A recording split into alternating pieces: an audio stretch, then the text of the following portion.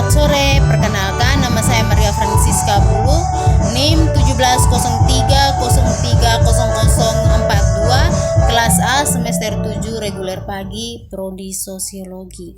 Di sini saya akan membahas salah satu materi dari mata kuliah sosiologi terapan, di mana buku ini berjudul tentang kebijakan sosial, kebijakan publik. Pada bab pertama yaitu tentang memperkenalkan kebijakan proses. Pada bagian pembahasan pada bab pertama ini, pada bagian A tentang proses kebijakan yang baik, sebuah pengembangan kebijakan kerangka, di mana tujuan mengupayakan proses pengembangan kebijakan yang baik adalah untuk memastikan bahwa sejauh mungkin hasil yang baik akan muncul. Mikhail berpendapat bahwa proses kebijakan yang baik adalah fondasi yang vital pengembangan kebijakan yang baik.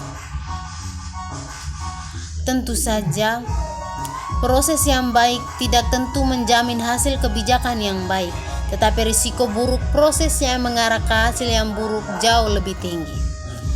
Tidak ada jawaban universal untuk pertanyaan yang banyak diperdebatkan. Apa kebijakan yang baik atau hasil kebijakan yang baik? Apa yang dimaksud dengan baik? Pada dasarnya subjektif, tapi satu tanggapan yang diharapkan adalah sebaik itu kebijakan adalah kebijakan yang mencapai tujuannya sebagaimana ditetapkan oleh keputusan pembuat.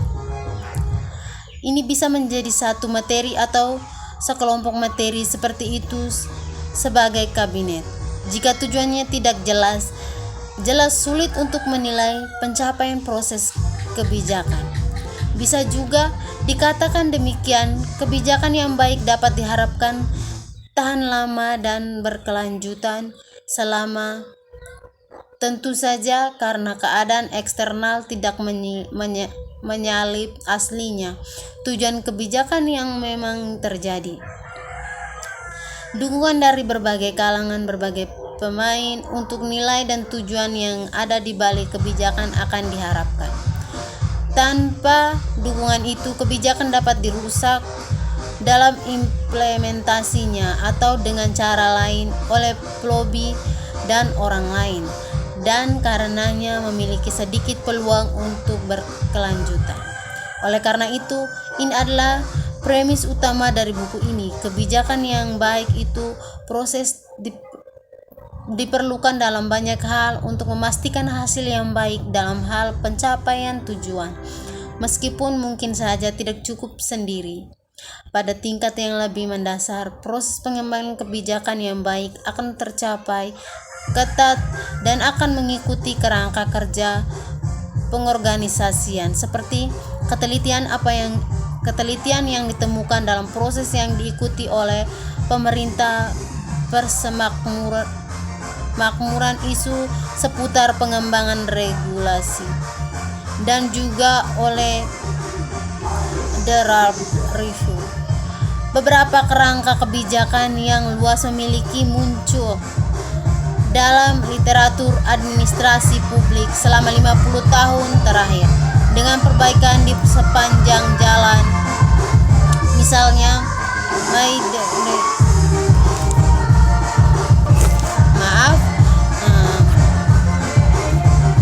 sebagian besar literatur memperdebatkan relevansi dari apa yang kemudian dikenal sebagai model rasional, sebuah pendekatan ilmiah untuk menemukan solusi untuk masalah. Dalam literatur alternatif, untuk rasional bukanlah irasional tetapi mental, suatu proses di mana keputusan dibuat dengan membangun kebijakan saat ini selangkah demi selangkah dan sedikit demi sedikit. Yang berikut adalah kerangka kebijakan.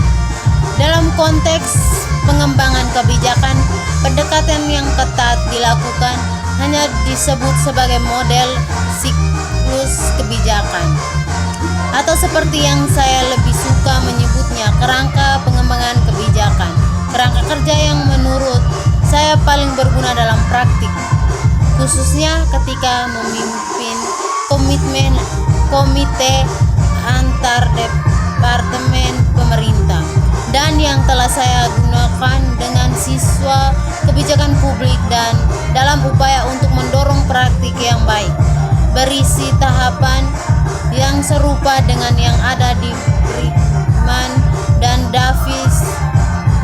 Berikut ini adalah bingkai bekerja dengan sedikit modifikasi agar sesuai dengan kata-kata yang digunakan oleh Brickman dan Davis. Setiap studi kasus diatur berdasarkan pendekatan di atas, menganggap kurang dari nama yang diberikan untuk berbagai tahap dalam siklus atau kerangka kerja. Tujuannya adalah untuk mendapatkan manfaat dari pemecahan kebijakan proses menjadi langkah-langkah yang jelas untuk mengolah kompleksitas pengembangan kebijakan secara sistematis dan ketat. Yang berikutnya adalah tahap kebijakan dijelaskan.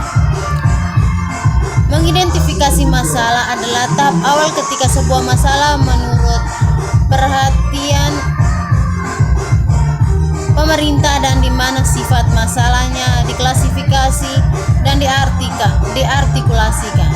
Bukti empiris adalah yang umum kerangka kebijakan Brickman dan Davis yang dimodifikasi. Pengembangan proses kebijakan dimulai dari dalam pemerintah.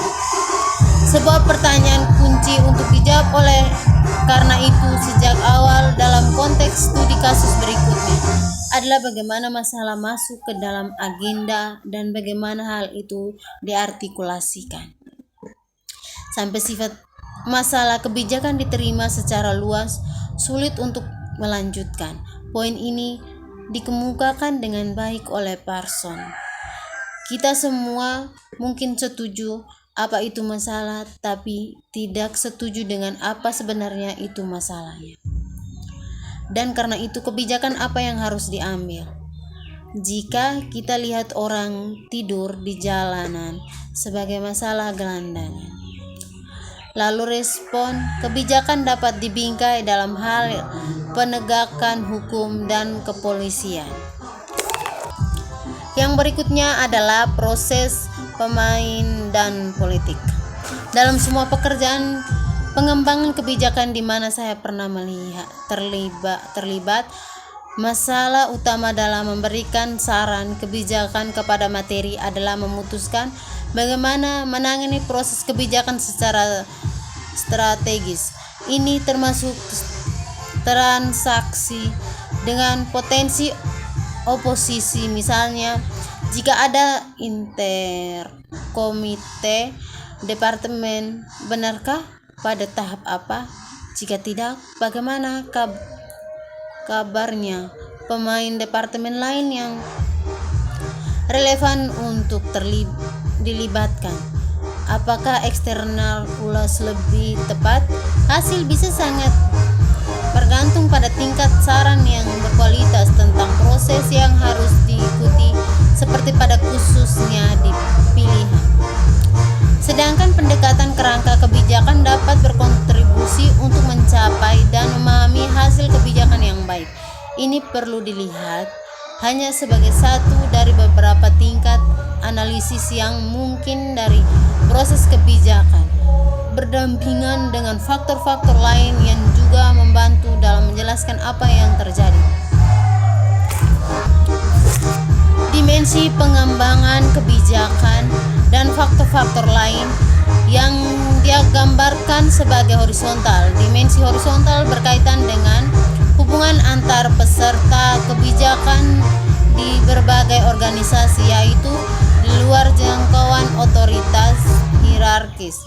Ia mengakui bahwa kerja kebijakan berlangsung melintasi batas-batas organisasi serta di dalamnya, dan terdiri dalam struktur pemahaman dan komitmen di antara bagian ekspan dalam organisasi yang berbeda serta hierarkis transmisi keputusan resmi dalam satu organisasi.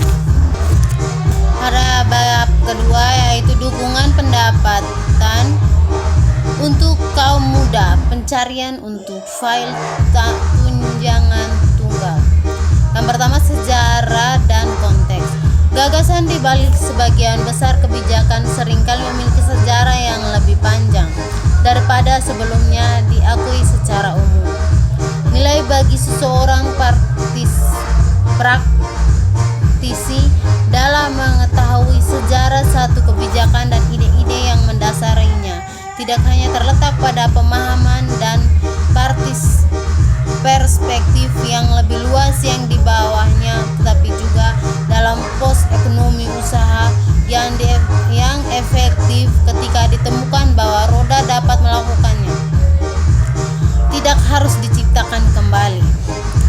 Sejarah didukung pendapatan pemuda di Australia dapat dilacak kembali setidaknya ke 1974 ketika parlemen mengesahkan bantuan mahasiswa PIL untuk menghasilkan revolusi akses ke pendidikan.